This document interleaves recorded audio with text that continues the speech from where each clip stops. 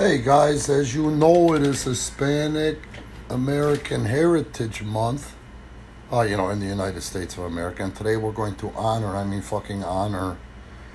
a real outstanding, legendary Hispanic wrestler, Ramos. There is a song I want you guys to hear. It'll be in the description. It's by the Mountain Goats called The Ballad of Ramos. What I heard is that he was, and I can't find any content online or comments from other wrestlers or guys that he worked with, but he was supposed to be one hell of a nice guy. I'd give you the shirt off his back. And what a career he had. Manuel Ramos, Ramos, was born August 3rd, 1937, and he passed away May 27th in 2006. He was an American professional wrestler, better known as Apache Ramos. From his debut in 1956 until the 1970s, he primarily worked as a heel. And this is the coolest thing about it, as you can see in the artwork or the thumbnail from Boston Gardens. He's had notable feuds with Bruno Sammartino, Dutch Savage, Jimmy Snuka, Terry Funk, and Mil Mascaras. He traveled to Japan, to Korea, and Australia, so he was internationally known. And let me tell you, I guess it was 1968, and I guess the Madison Square Garden was new, but that was one of the first big attractions as far as wrestling went, was Bruno Sammartino versus the Big Bull, Ramos. Here's his professional wrestling career. Ramos grew up in Houston and attended wrestling matches with his uncle and father in the early 60s. His uncle suggested that Ramos enter the profession. He, however, was boxing at the time and turned down the idea. He later met Paul Bosch, a wrestling promoter, who helped him get into wrestling. He entered the professional wrestling business in 1964. And talk about outstanding trainers and what a plethora of trainers and styles, which would explain a lot.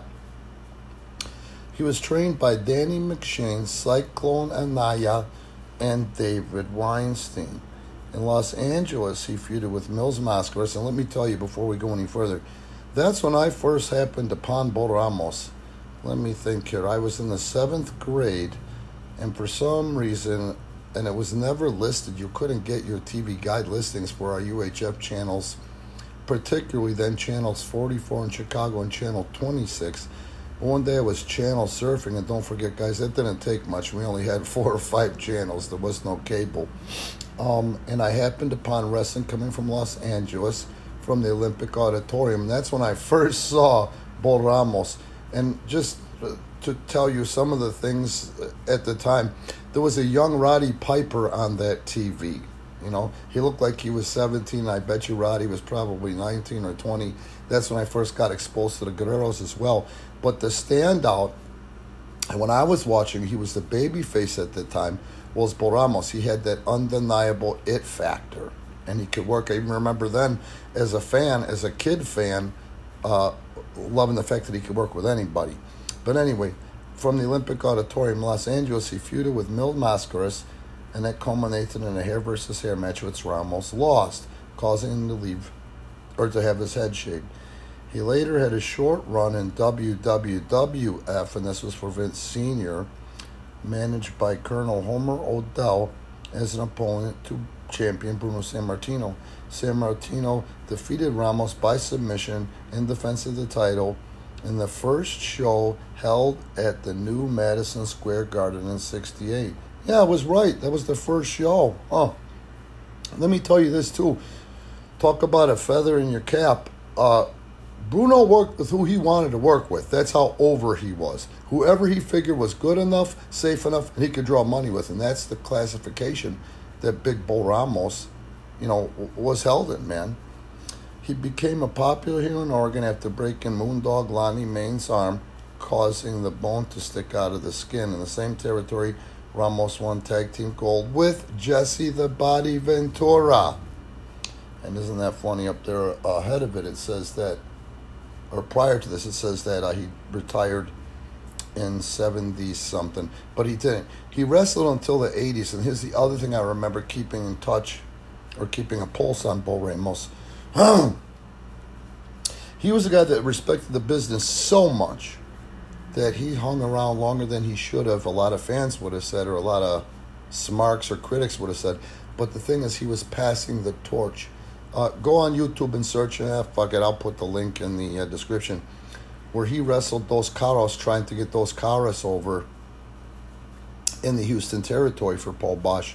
And it was something because even though he couldn't do a lot in the ring at the time because of his age, he was passing the torch. And it was really a real entertaining match that even the students that I'm training at Premier Pro Wrestling should friggin' watch, for ideas, things to steal. So anyway, when he first began wrestling, promoters wanted him to wrestle as an Italian named John Albano.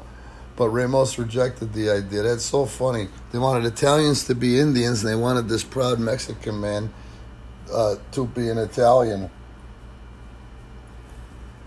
which is hilarious to me. Only pro wrestling, huh? But that's what makes it fun, if I'm not mistaken. I mean, I don't care what kind of fan you are of wrestling. That's the whole thing, is it's fun. But Ramos rejected the idea. When he first began wrestling, Ramos only weighed 200 pounds. He continued to gain weight throughout his career, weighing 350 pounds at his heaviest. Ramos weighed over 300 pounds and was strong on promos. As a result, he was able to draw massive heat during his matches. He began his career wrestling as Bull Ramos, a Native American character. In the 70s, World Wrestling Magazine wrote about Ramos in kayfabe, saying that Ramos was born in an adobe hut in San Carlos, New Mexico Indian reservation, and was a red-skinned dynamite, dressed in Indian vest and wearing an Indian headband. He even invented a match that today is known as the Texas Bull Rope match. That makes sense to me, guys. Where one is tied to his opponent using rope and must drag him to all four corners. Ching ching! I just got myself a nice idea to bring back for Premier Pro Wrestling, folks. Bull's personal life. In addition to English, he was bilingual. He was fluent in Spanish. After he quit wrestling, Ramos ran a towing service in Houston. He learned about the business from a fellow wrestler named Nick Kozak. He already had a daughter, Julia Ramos, and sons Manuel Ramos Jr. and John Bull Bush, prior to marrying his wife named Brenda Jean Long. He took her with him on his first tour of Australia, but she returned to the United States to birth their first child, Angelina Ramos, followed by their second child, Amanda Ramos. So he had a lot of children. Must have been Catholic, huh? Sadly, Ramos suffered from diabetes, which caused him to go blind. He had a big toe amputated due to an infection caused by a piece of glass. In addition, he was on kidney dialysis 3 times a week. God bless him. And he lost over 100 pounds because of diabetes. On May 27, 2006, Ramos died at the age of 68 due to a massive shoulder infection. And there again, in pop culture, Ramos is the subject of a song by the Mountain Goats titled The Ballad of Bull Ramos in their 2015 album, Beat the Champ, a concept album about professional wrestling. Now, the Mountain Goats also did one for Chavo Guerrero, which is pretty effing cool. Listen to how traveled Big Bull was. Mid-South. He was the Mid-South Mississippi heavyweight champion. He was the Mid-South North American heavyweight champion. An NWA big-time Texas champion. And he was that champion twice. He feuded with Big John Studd, and he beat Tiger Conway and Big John Studd for that belt. NWA Hollywood. That's probably what I was watching from the Olympic Auditorium. He was the NWA America's heavyweight champion. He was part of the 6-man tag team champions of Ray Gordon and Mike Riker. NWA America's tag team champions twice with Blackie Gordman.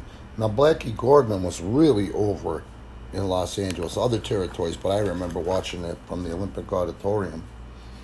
He was also down in the NWA Rocky Mountain territory, ring around the North, I don't know what that is, but also Texas All-Pro.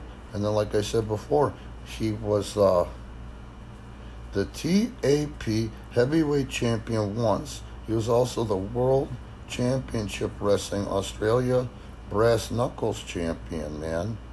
So, this guy is something else. He is an icon in professional wrestling. And sadly, there's just not enough out there, and you guys don't know enough about him. But this is a guy who worked everywhere and worked everyone and had an outstanding reputation, which gets you far in the wrestling industry. I love the fact that Bo Ramos was able to, end up finishing his life being in business for himself and having that tow company where he lived, his hometown. Houston's an amazing wrestling town. I can remember being down there once where I was doing a lot of extra work for WCW. And in Houston, we were running on a Tuesday night, which would be Thunder, in the same building, the same venue that WWE had ran the night before for Raw. They were literally, production was leaving the building as we were checking in. WWE talent was literally leaving the hotel, and they were cleaning the rooms so we could get in at the time. And that just goes to show you how popular it was, because we drew as well, One can only imagine. I'd love to see at some point, and I'll go ahead and look for it maybe if you guys are feeling it. Wouldn't be surprised if Booker T, in one way, shape, or form, his business model and himself personally, professionally, wasn't inspired by one of the all-time greats, Bo Ramos, Even as a kid, like I told you, when you watched that television, it was funny because it was all in Spanish commentary, but in the same token, when they would do promos, they would have right next to each other the English and the Spanish. And when the guy would finish with his English promo, he would go over, just make a slight step over, 3 or 4 steps over to his left to do the Spanish. So while they were doing it, you could hear the American version at the same time slightly in the background. But either way, I don't know why we ended up losing that television from the Olympic Auditorium on 26, but I, for one, am very grateful to have, been able to see Ramos in that setting. And they taped live to TV, and the Coliseum was packed. The Olympic Auditorium was packed. And, Ramos as a healer babyface got those people to do what he wanted them to do. He also had some notable feuds which weren't on here for All Japan Pro Wrestling with Abdullah, which at the time, again, like I said, Bruno could work with anybody he wanted to that he thought would draw money. He had a lot of input on who he worked with. Well, the same thing went for Abdullah the Butcher in All Japan Pro Wrestling. And that tells you the kind of worker that Bill Ramos was, the kind of wrestler that Bo Ramos was, and also the fact that he stuck around not longer than he had to, but to pass the torch. So he obviously loved and respected the industry that I love and respect. All right, guys, like I says in the description, you're going to see how to help support Premier Pro Wrestling. First, Premier Pro Wrestling on Pro Wrestling Tees. Please subscribe to PPW Live for some amazing content. I'm talking about so many matches, so much match content that you're not going to get anywhere else. And then go ahead and check out how to follow us and support us on social media, etc. But I really, really, really want you guys to hear that song by the Mountain Goats, The Ballad of Bo Ramos.